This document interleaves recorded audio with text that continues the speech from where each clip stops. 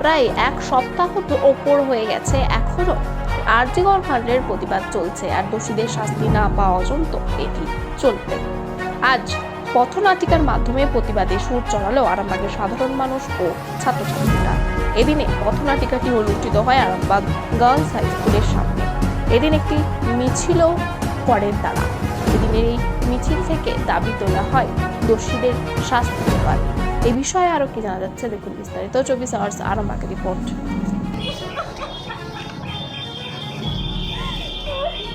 না না সেটা খুব আমার মেয়ে চেষ্টা করে না, আমার মেয়ে চেষ্টা করতে পারে না।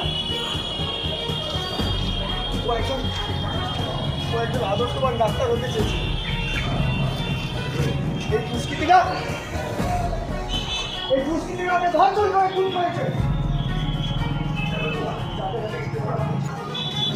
ওদের ঠকালে আমার মেয়ে আমার ক্ষমা করবে না, আমার মেয়ে আমার ক্ষমা করবে না।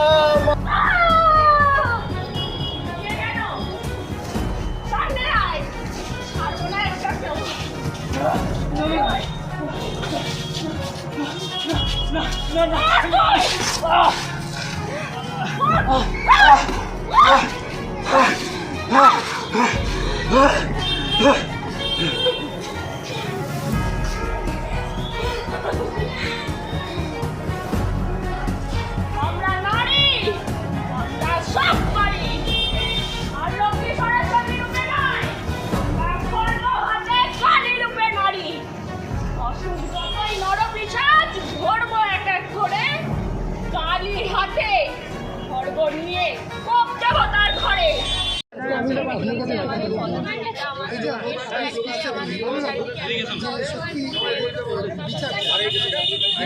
দেরি হওয়াটাও তো একটা অন্যায়, দেরিতে বিচার পাওয়া অন্যায়। এই ব্যাপারে প্রশাসনের কাছে কি আবেদন করব? প্রশাসনের কাছে এটাই আবেদন করব, আমরা সরকারি অনুরোধ করব যে যত তাড়াতাড়ি পারুক আমাদের অভয়া বা তিলোত্তমাদের বিচার হোক।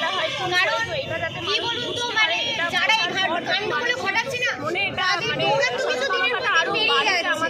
মানে বিচার পাচ্ছে না বলে কিছু তারা একের পর এক এরকম ঘটনা ঘটিয়ে যাচ্ছে।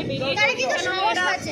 এই ধরনের আমাদের এটাই যারা দোষী তাদেরকে দয়া করে তাড়াতাড়ি শাস্তি দিন। এই ঘটনাটা দ্বিতীয়বার না ঘটে।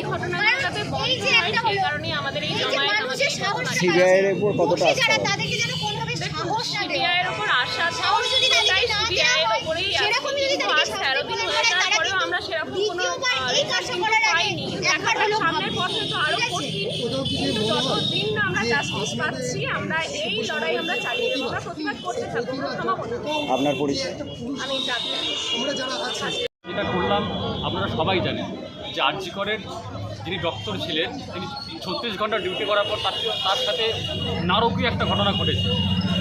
সেই তাকে খুন করেছে, ধর্ষণ করেছে, এটা বিরাট বিতিকিচ্ছিরি ব্যাপার।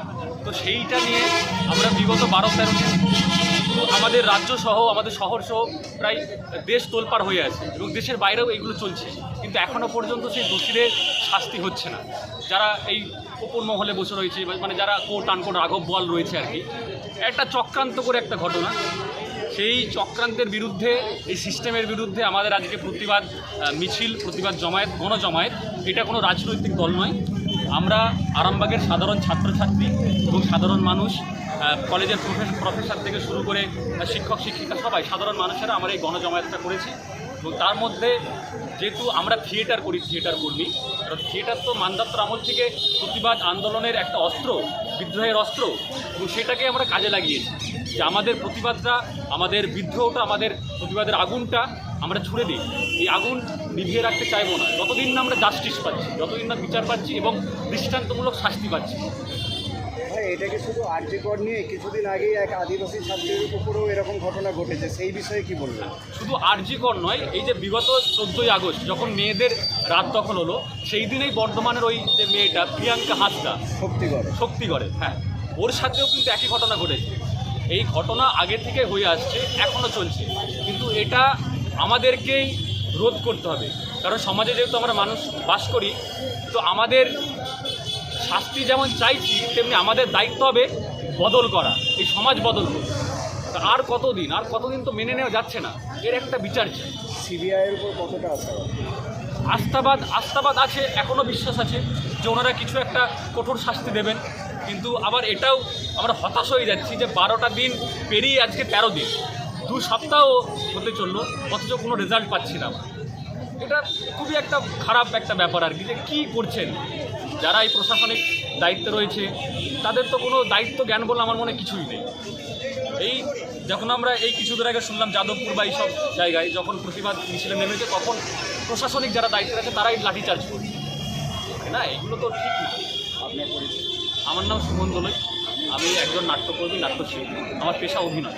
এবং তার আগে বলে দিই আমি একজন সাধারণ ছাত্র, আরামবাগে আমার বাড়ি।